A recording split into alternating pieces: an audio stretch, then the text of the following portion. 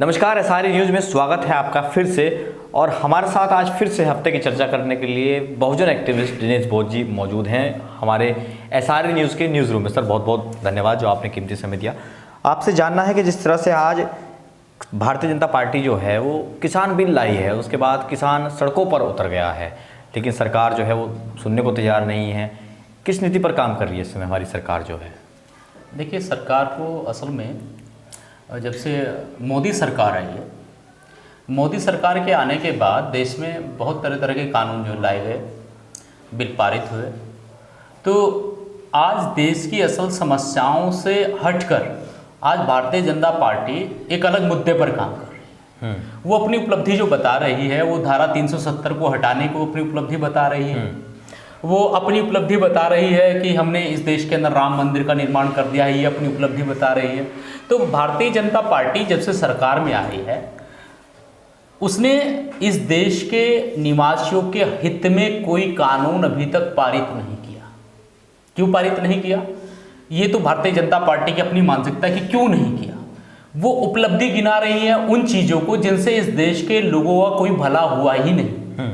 कोई भला हो तो बताइए, आपने ऐसा कोई कानून पारित किया हो। और जैसे अभी आप कह रहे हैं कि उन्होंने एक बिल पारित कर दिया है किसानों के हित में, वो बता रहे हैं कि किसानों बिना सांसदों की सहमति के संसद में पास हो जाता बिल, ये मतलब एक तानाशाही। ये देखो ये क्या कर रहे हैं। भारतीय जनता पार्टी जब से सरकार में आई है, उन्होंने संविधान को मुझे लग रहा है ताक पे रख दिया है। वो संविधान की अवहेलना करते हुए निकल जा रहे हैं और वो कह रहे हैं कि जबरदस्ती।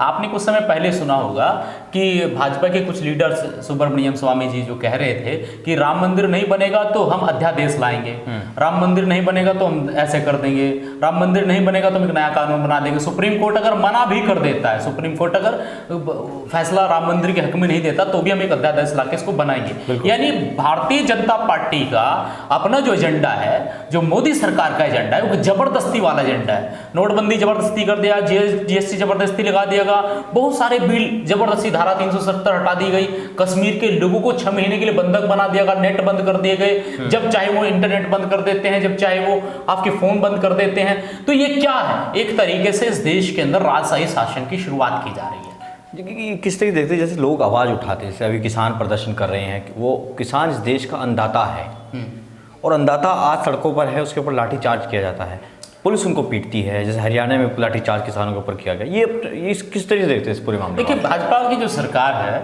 मैं आपको बता दूं कि भाजपा की जो सरकार है, और ये कहने में कतई गुरेज नहीं हुआ साहब कि भारतीय जनता पार्टी की जो सरकार बनी है, भाजपा जो सरकार बनी है, मोदी सरकार जब से आई है, ये उद्योगपतियों की सरकार है, यह गरीब लोगों की सरकार नहीं है, ये किसानों की सरकार नहीं है। हालांकि किसानों ने, गरीब लोगों ने वोट देकर इसको सरकार को बनाया जी। और जिन लोगों ने ये सरकार बनाई, आज उन लोगों को दर दर ठोकने खाने पर इस सरकार ने मजबूर कर दिया है। और क्यों ये उद्योगपतियों की सरकार है, मैं आपको छोटा सा आंकड़ा दे रहा हूं, और वो आंकड़ा इतना मजबूत आंकड़ा है, शायद आप मेरी बात से सहमत होंगे। इस देश के अंदर पिछला जो बजट पेश किया गया, उस बजट के अंदर, इस बजट में तो नहीं, पिछला जो बजट पेश किया गया था अभी 2 साल पहले, जब बजट पेश किया गया, तो उस बजट के अंदर इन्होंने क्या किया? 8,10,000 करोड़ रुपया एनपीए किया। और कितने लोगों का किया? और कमाल की बात देखिए, कितने लोगों का किया? केवल 19 लोगों का जी। 19 लोगों का। जैसा एस्सार ग्रुप हो गया, अडानी ग्रुप होगा, अंबानी ग्रुप हो गया, तो जो ये बड़े बड़े ग्रुप हैं, इनका 8,10,000 करोड़ रुपया एनपीए कर दिया गया। यानी कभी वापस नहीं लिया जाएगा। तो बैंकों में जमा धन, तो फिर जीडीपी तो गिरना ही गिरना था। तो इसलिए क्या हुआ, इन्होंने उनका तो माफ किया, लेकिन इस भारत के टोटल जो किसान हैं, जिनके ऊपर कर्ज है, कृषि कार्ड का कर्ज है, कृषि लोन का कर्ज है, भूमि पर जो लोन लिया गया है, तो वो जो लोन इस देश के किसानों ने लिया है, वो 3,64,000 करोड़ रुपया जो लोन लिया है, उसको माफ नहीं कर रहे हैं, जिससे टोटल भारत के किसान खुशहाल हो सकते हैं, उसको माफ नहीं कर रहे हैं। लेकिन 19 रईसों को, 19 उद्योगपतियों को खुश करने के लिए, जिसमें आपकी पतंजलि भी शामिल है, अडानी ग्रुप भी शामिल है, एस्सार ग्रुप भी शामिल है, अंबानी ग्रुप भी शामिल है, उसमें 8,10,000 करोड़ रुपया एनपीए किया, केवल 19 लोगों का। और 49 लोगों का कितना किया? अगर पूरे 49 लोगों का देख लिया जाए तो 10,25,000 करोड़ रुपया एनपीए किया।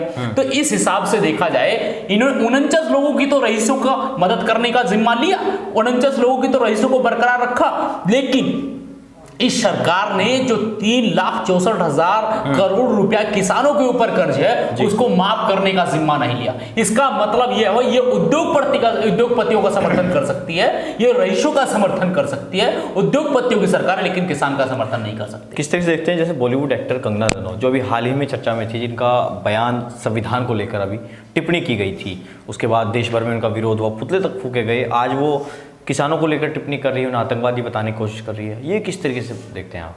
देखिए साहब, आपने जो उद्योगपति हमारे देश के अंदर है, मैं थोड़ा सा आपको समझाना चाहूँगा साहब कि जो उद्योगपति इस देश में हैं और वो कुछ चीज़ों की मैन्युफैक्चरिंग कर रहे हैं, उनकी एक मैन्युफैक्चरिंग यूनिट है, जैसे पतंजलि की है, सार ग्रुप की है, अडानी ग्रुप की, अंबानी ग्रुप की, अपनी एक फ्रेंचाइजी मैन्युफैक्चरिंग यूनिट है उनकी, अलग अलग प्रोडक्ट वो बना रहे हैं। तो वो जो प्रोडक्ट बनाते हैं, हम छोटा सा एग्जांपल ले लें, जिनका भी एनपी हुआ 2,000 करोड़ रुपया, तो अभी एनपी इनका भी हुआ पतंजलि ग्रुप का। तो पतंजलि ग्रुप एक प्रोडक्ट बनाता है, तो प्रोडक्ट बनाने के बाद उस प्रोडक्ट पे एमआरपी डालता है, उसको मैन्युफैक्चरिंग लागत पता होती है, वो पता होती है ये प्रोडक्ट मेरा 1 रुपये में बना तो मैं सिर्फ 2 रुपये में बेचकर 50 पैसा मुनाफा ले सकता हूँ। मुनाफे में बेचेगा, घाटे में कभी नहीं बेचेगा। लेकिन कमाल की बात यह है कि इस देश का जो अन्नदाता है, जो पैदावार ले रहा है, इस देश को खिला रहा है, धरती का सीना चीर रहा है और अपने आप का तन बदन धूप में झुलसा रहा है और जो पूरे देश का बोझ अपने कंधों पे लेकर घूम रहा है, वो अन्नदाता अपनी फसल का दाम तय नहीं कर सकता। इस देश का दुर्भाग्य, बिल्कुल इस देश का दुर्भाग्य है। अब आप समझिए, अभी 45 सालों के अंदर जो सरकारी लोग थे, जो सरकारी कर्मचारी थे, उनकी जो वृद्धि हुई है, उनकी आय में जो वृद्धि हुई है, वो 150 से 200 गुना हुई है 45 सालों में। कितना? 150 से 200 गुना। तो लेकिन और जो मैन्युफैक्चरिंग यूनिट थी, उनकी जो वृद्धि हुई है जी, वो भी लगभग 125 से 150 के आसपास हुई। बिल्कुल चीज़ों में वृद्धि हुई है, उनकी महंगाई बढ़ी है। लेकिन आप देखें, किसान की जो वृद्धि दर है, उसकी जो पैदावार है, उसका जो गेहूं का जो मूल्य था, वो 45 सालों में इतना नहीं बढ़ा, वो मुश्किल से 3 गुना बढ़ पाया। बिल्कुल, वो 3-4 गुना बढ़ा। यानी उधर 200% वृद्धि कर रहे हैं और इधर आप 3 गुना वृद्धि कर रहे हैं। तो इसलिए सरकार खुद नहीं किसान को चाहती कि किसान खुशहाल रहे। उद्योगपति अपनी माचिस का मूल्य तय कर सकता, बिल्कुल 1 रुपए की माचिस बनाता है, उसका मूल्य तय करता है, वो 1 रुपए की मार्केट, 1 रुपए की मार्केट में बिक जाती है। लेकिन किसान इस देश का इतना मजबूर कर दिया गया है, इतना मजबूर कर दिया गया, सरकार उसको देना नहीं चाहती, सरकार उसको उतना नहीं देना चाहती जितना उसकी आज के टाइम में मैन्युफैक्चरिंग वैल्यू आ रही है, उसको पैदावार करने में उसकी जो वैल्यू आ रही है वो देना नहीं चाहती, उसका समर्थन मूल्य उसको नहीं मिल पाता। तो इसलिए इस देश की जो सरकार है वो खुद नहीं चाहती कि इस देश का किसान खुशहाल रहे। तो कंगना रनौत ने, मुझे लग रहा है चावल तो खाती होगी, गेहूं भी खाती होगी, क्योंकि मुझे लग ये डायमंड तो नहीं खा रही होंगी, सोना चांदी तो नहीं खा रही होंगी, खा तो ये भी अन्न रही होंगी। उन अन्नदाताओं की पीड़ा का एहसास नहीं किया, वो कभी धूप में निकल कर खेत में नहीं पहुंची होगी। तो जब खेत में किसान पहुंचता है, तो क्योंकि मैं भी किसान का बेटा हूं, मुझे याद है जब मैं खेत में काम करता था तो मेरे पूरे बदन पे घमौरियां निकल जाती थी, मेरी उंगलियों पे भी निकल जाती, बिल्कुल सारी जो धूप में स्किन है ये जो है फट जाती थी। वो मैंने दौर देखा है, बारिश में भीगने से आपका बदन अकड़ जाता है, तो किसान इतनी मार झेलता है। लेकिन किसान को आप आतंकवादी कहेंगे तो मुझे लग रहा है ये कहने वाला ही राष्ट्रद्रोह का काम कर रहा है, क्योंकि पूरे राष्ट्र का पेट पालने का जो काम है वो किसान कर रहा है। हाल ही में उनके ऊपर मुकदमा भी राष्ट्रद्रोह का किया गया है कि संविधान पर जो टिप्पणी की गई थी उसको लेकर भी उनके खिलाफ बहुत सारी FIR दर्ज हुई है, लेकिन फिर भी इस तरह के बयानबाजी करना, देखो साहब, क्या लगता नहीं कि राजनीतिक रूप से भी उनको कुछ सपोर्ट मिल रहा है? जब आपको असली मुद्दे से भटकाना हो तो आपके सामने किसी सरकार का आदमी नहीं होना चाहिए, गैर सरकारी आदमी। जैसे अभी कुछ दिन पहले रामदेव, जैसे तो बाबा रामदेव, ऐसे ही आज कंगना रनौत चूंकि एक फिल्म इंडस्ट्री में अपना एक मुकाम हासिल किया हुआ है, एक सेलिब्रिटी है, लोग जानते हैं, पूरी दुनिया में उनको जाना जाता है, भारत में भी जाना जाता है। तो ऐसा आदमी जब किस संविधान पर सवाल खड़ा करता है, किसी पर सवाल खड़ा करता है, तो ये कहना आसान हो जाता है, उसकी बात को प्रमोट किया जाता है। तो आपका एक अलग मुद्दे से ध्यान भटकाकर उसकी तरफ ले जाने वाले काम होते हैं, और उसको चूंकि षड्यंत्र के तहत सरकार का संरक्षण है, सरकार के संरक्षण पर ऐसा किया जा रहा है। बिल्कुल, सरकार का संरक्षण कैसे है? क्योंकि उसको वाई सिक्योरिटी प्रदान की गई, सरकार ने उसको वाई सिक्योरिटी दी। क्यों? क्योंकि वो जब वो संविधान के विरोध में बोल रही है, किसानों के विरोध में बोल रही है, तो भाई आप उसको सिक्योरिटी क्यों दे रहे हो? उसको कहिए आप ऐसा बोलना बंद कीजिएगा, नहीं जेल में उठा के डाले। उसको जेल में उठाने के बजाय, जेल में डालने के बजाय आपने उसे सुरक्षा प्रदान की। कमाल की बात है, जिस आदमी को आज जेल के अंदर होना चाहिए था, आज वो सुरक्षा लेके बाहर घूम रहा है, सेलिब्रिटी बन के घूम रहा है। तो ये इस देश का दुर्भाग्य है। मीडिया को लेकर क्या कहेंगे? मीडिया आज किसान सड़कों पर है, मीडिया में कहीं खबरें नहीं चलती।